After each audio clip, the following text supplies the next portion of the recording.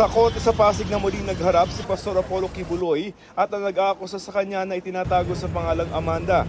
Kasama ni Kibuloy ang 4 na kapwa niya akusado. Tatag lang. Para sa kasong qualified human trafficking, ang binasang sakdal sa Pasig Regional Trial Court Branch 159. Basta not guilty yung kanyang plea, okay? Walang kasalanan eh. Walang kasalanan. Siyempre, yun lang. Bawal ang media sa loob ng courtroom, pero base sa nakasampang kaso sa pagitan ng taon 2011 hanggang May 2016 sa Pasig City at Davao City ay nagsabuatan umano si Kibuloy at ang iba pang akusado para i-recruit ang noy menor de edad na biktima para maging miyembro ng KOJC. At nang maging miyembro na ay natusang mamalimos, magsulisit at magbenta ng mga tinapay at biskwit at mag-remit ng pinagbentahan sa KOJC. Nakaranas daw ng physical at mental abuse ang biktima kasama ang pagpalo ng 2x2 at bantang tanggalan siya ng scholarship dahil sumusuway umano siya sa Divine Will. Matapos ang halos 2 oras na pagsasakdal, ibinalik sa krami sina Kibuloy. October pa next year. Basta not guilty yung kanyang plea. Online isinagawa ang hiwalay na arraignment para sa kasong isinampa sa Davao Court pero ipinalipat sa Metro Manila. Dito sa Quezon City Regional Trial Court Branch 106 na harap sa kasong child abuse at sexual abuse si Pastor Apollo Kibuloy dahil umano sa pwersang pakipagtalik niya sa biktima na menor de edad pa noon na nirecruit din ng grupo. Ayon sa mapagkakatiwalaang source ng GMA Integrated News, nasa 10 testigo ang ihaharap ng kampo ng biktima laban kay Kibuloy. Pastor Apollo C. Kibuloy and the other accused pleaded not guilty. Thank you. Presenting counter witnesses? Of course. I cannot give you details. Ang complainant na si Amanda wala raw takot na naramdaman sa muling pagkikita nila kanina ni Pastor Kibuloy. Sobrang saya po kasi hindi ko po inaakala na sa haba-haba ng panahon na nagvo-voice out ako, lumabas na po talaga at nag-arraign. Doon po, sobrang saya po ako doon.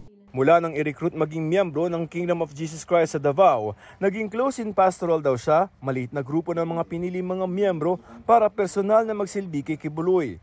17 anyos daw siya na mangyari ang umunoy panghahalay sa kanya ni Kibuloy noong 2014. 2016 na makatakas siya sa tulong ng kanyang mga magulang. Hindi raw niya inakalang makakasuhan niya ang isang maimpluwensyang taong tulad ni Kibuloy. Dahil dito marami raw ang gustong sumira sa kanya hanggang ngayon. Madalas po nila na sinasabi is to discredit nga po yung final ko. Madalas nilang sinasabi na pokpok daw po ako. Tapos idadamay daw nila yung family ko. Pero iisa lamang ang pinaghuhugutan ng lakas ni Amanda simula noon. Family. Bakit? Kasi kahit nanggaling po kami dun sa loob, nandyan pa rin sila para sa akin. Tapos sinabayan din nila ako lumabas. Sabay-sabay kami lumaban. Kung wala yun, tingin mo na nangyari? Siguro manghihina ako. Alam raw ni Amanda na marami pang naging biktima si Kibuloy. May ilan daw siyang kasamahan sa pastoral na mahina ang loob na magsampa ng kaso laban kay Kibuloy. Nandito na po tayo eh. Nahuli na po. Maglakas na lang tayo ng loob. Sasabihin na lang natin yung totoo para makamit namin yung hustisya. Mensahe niya kay Kibuloy, Justice will prevail po.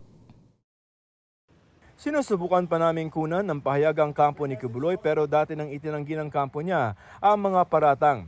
Bilang tugon sa mga aligasyon ng human trafficking, sinabi ng Kingdom of Jesus Christ na freedom of choice ang isa sa pangunahing alituntunin ng kanilang grupo. Base sa pahayag ng KOJC na pinost sa Facebook page ng SMNI News.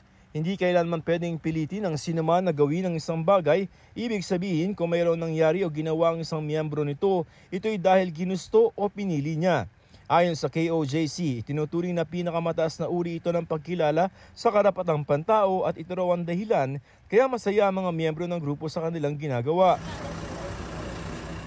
Mula sa PNP Custodial Center, inilipat na sa Pasig City Jail ang 4 na kapwa-akusado ni Kibuloy alinsunod sa utos ng korte sa Pasig.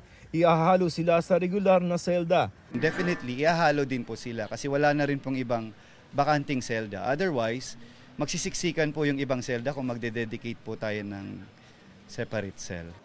Ang isa pang akusado sa kasong qualified human trafficking na si Pauline Canada, July 30 pa nakadetain sa Pasig City Jail. Nananatili naman sa PNP Custodial Center si Kibuloy matapos humirit ang kanyang mga abogado na i-hospital arrest siya sa Veterans Medical Center sa Davao City. May kondisyong medical umano ang religious leader at may mga maintenance medicine na, pero hindi masabi ng kanyang abogado kung para saan ang mga ito. Sabi ng korte, kailangan niya munang sumailalim sa medical evaluation. Nauna nang ibinasura ang hiling niyang ilagay sa AFP custody. Not necessarily Davao Veterans Hospital. So any hospital will do. So kahit dito sa Metro Manila yan, sir? Preferably, of course, Davao kasi taga Davao po si Pastor.